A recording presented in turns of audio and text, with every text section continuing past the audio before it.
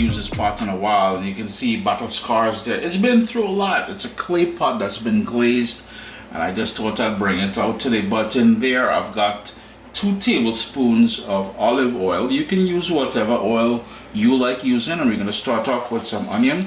My heat is on a medium flame. To that I'm going to add some cumin seeds. Got the Scotch bonnet pepper that I chopped up, and of course some garlic, and there are a ton of garlic in there.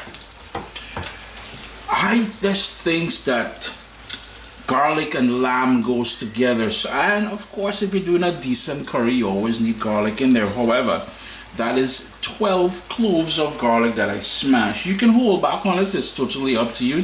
The cumin is what we call jeera in the Caribbean, and the Scotch bonnet pepper is optional. It's a green one, which means it's not as severely hot as a ripe one, which would be either yellow or red or orange.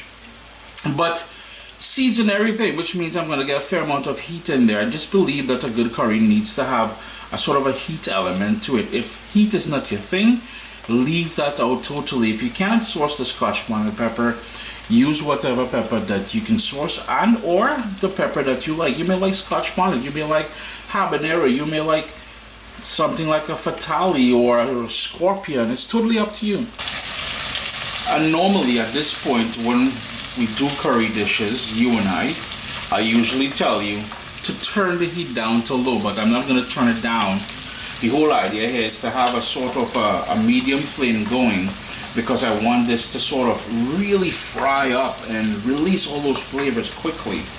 And speaking of flavors, I'm going to go in with some anchar masala, and it's a great opportunity for you to head over to your favorite Caribbean grocery store and support them by buying that anchar masala. If you don't have the anchar masala, use a teaspoon, of ground roasted jeera or cumin. So it's totally different flavor profile than the seeds that we added, because once it's ground, it adds a totally different flavor. I also have some Caribbean green seasoning.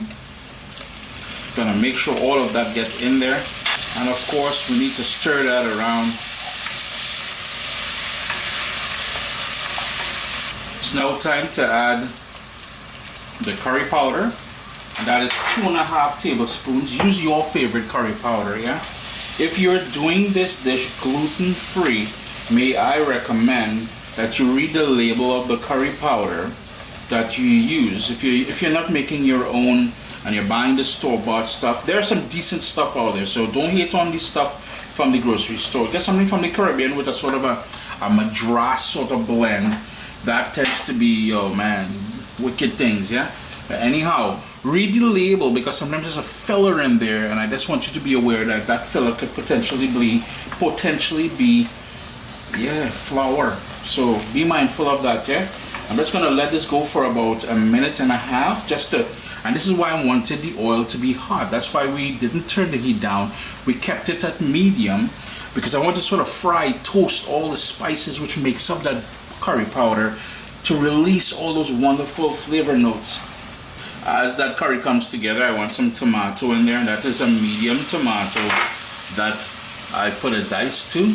It just seems that every time I add tomato to a dish, a curry dish that is, I feel obligated to explain why, because we have this sort of pride and this sort of false belief that as Caribbean people, we own the copyright to curry. We do not.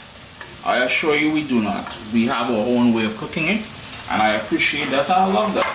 But yeah, your mommy's curry doesn't mean to say it's the only way to make curry out here.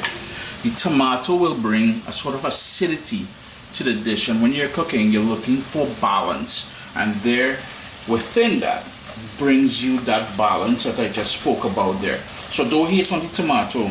Now, if I weren't adding potato and chickpeas or chana to this, that same tomato would break down and create a nice thick gravy later on. And we've explained this, but I just feel obligated, as I said, time and time again, because just to prevent the heat. Everybody have an opinion out here these days, yeah?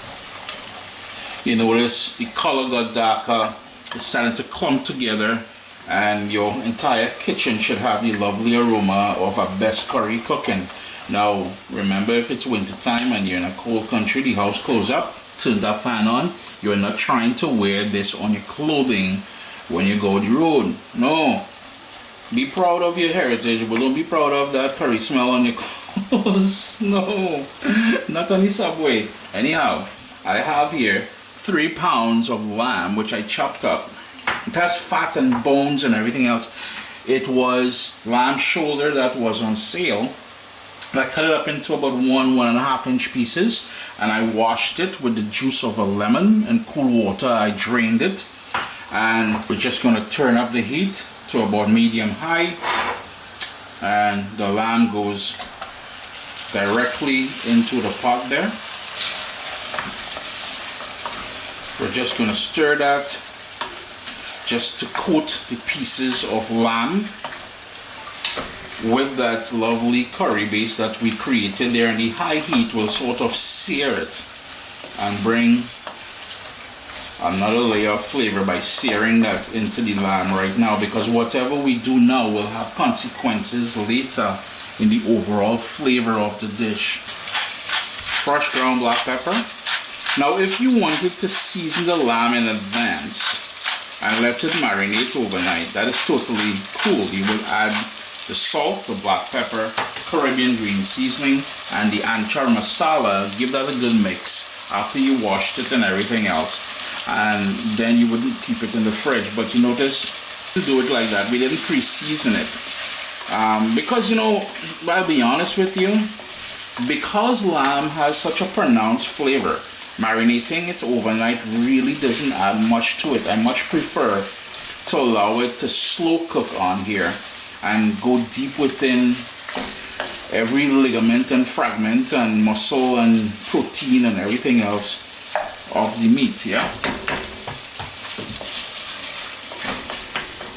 I'm gonna give that another 4 or 5 minutes just to sear it, as I said. Notice I didn't add any liquid. I'm just cooking that out first before we add the potato. And I have the potato here.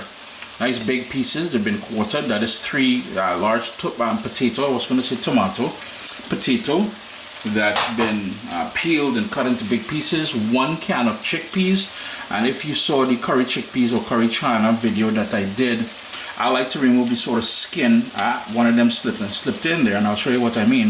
If we go like that, you'll see that skin. I don't like that in my chana or chickpeas. It's from a can, 1 can, as I said. I find it gives it a sort of a, it's hard to explain, but if you watch that video, I did explain it there. I'll link it at the end of the video here. It is called curry chana and aloo, I believe it's called. It is now time to add that drained, yeah, and I washed it and I removed the skins, chickpeas, to the pot. Remember, I explained to you all why I do it that way, and I have the potato going in as well at this point.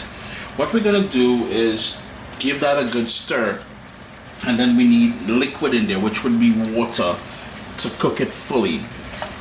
Now, when I say cook fully, I more or less mean the majority of time to cook this will be the lamb itself. That chickpeas is fully cooked, and the reason for adding the chickpeas now and not later is because I want it to be infused with all of the flavors that we created here, and the lamb will add additional flavor to the dish.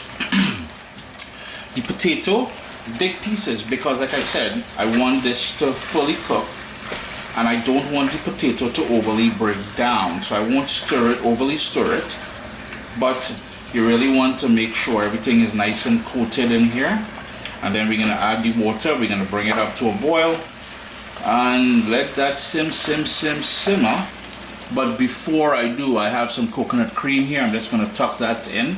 It was in the fridge, that's why it's solid like that. And it's going to come in a block like this, in a box, obviously, a packaging, but all I did was I cut off piece, and that is gone in there. Now, if you just wanted to go in with just coconut milk and water, I would say 1 cup of coconut milk along with the remaining water to make sure it sort of covers everything. I'm just going to tuck that down. This is going to melt, and I ain't too worried about that. And you're going to bring this up to a boil, then you're going to reduce it to a simmer, and you're going to allow that to cook with the lid slightly on, with the space here, so slightly ajar. not slightly on, but slightly ajar.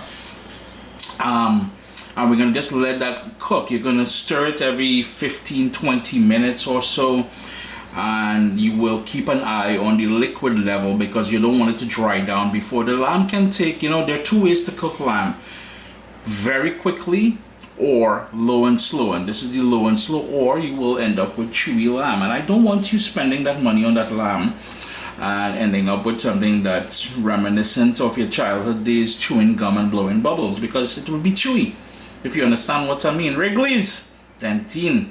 Now you can't blow bubbles with Dentine. And who used to really eat that cinnamon Dentine, boy? That thing was just foul, nasty, red card. Anyhow, we're trying to bring this up to a boil. It's come up to a boil, and we're just going to repeat the sort of steps that I mentioned we were going to do. So it's come up to that boil. We're going to turn that heat down. We're going to place that lid. Yeah, this lid doesn't belong to this, but my man broke that lid a long time ago. The sort of space for it to vent. And remember to keep it on that sort of simmer, let it go. It's going to take a while because we want that lamb nice and tender. It's been going for an hour and a half. I did end up adding another cup of water in there. Now this will cool, as it cools it will thicken up considerably. This already has that sort of thickness, and you notice the potato held on. If you wanted to crush that potato, it's totally up to you. The chickpeas are all in there. I tasted it, it's excellent for salt. You will have to adjust the salt to your own liking. The chickpeas in there. The lamb is nice and tender, so how I like to finish off this is with a bit of ground roasted jeera or cumin. I've got some scallions, and typically I would go with cilantro or shadow benny, but lately, I don't know if you guys saw my previous videos, cilantro just isn't doing it for me anymore. I just don't like it anymore. Believe it or not, I did turn off the stove there because, like I said, notice how thick this is getting. The residual heat in this clay pot will further thicken up things. Chris here, CaribbeanPot.com, a lovely curry dish, lamb with chickpeas and potato, or chana and aloo. I hope you guys get an opportunity to give this one a try. I'm here to tell you, look at that now. Boy, that thing is proper thing. There's a bone. Don't worry about that bone. That bone added a ton of flavor. But remember to taste it for salt. Sup, soldiers? Listen, if you enjoy this recipe, I'd really appreciate it if you hit subscribe and click that bell notification thing. If you've made the recipe, take a picture and send it to me. Email address down here. I mean, trying to tell people the email address, them butts will take the address and do all kind of thing with it.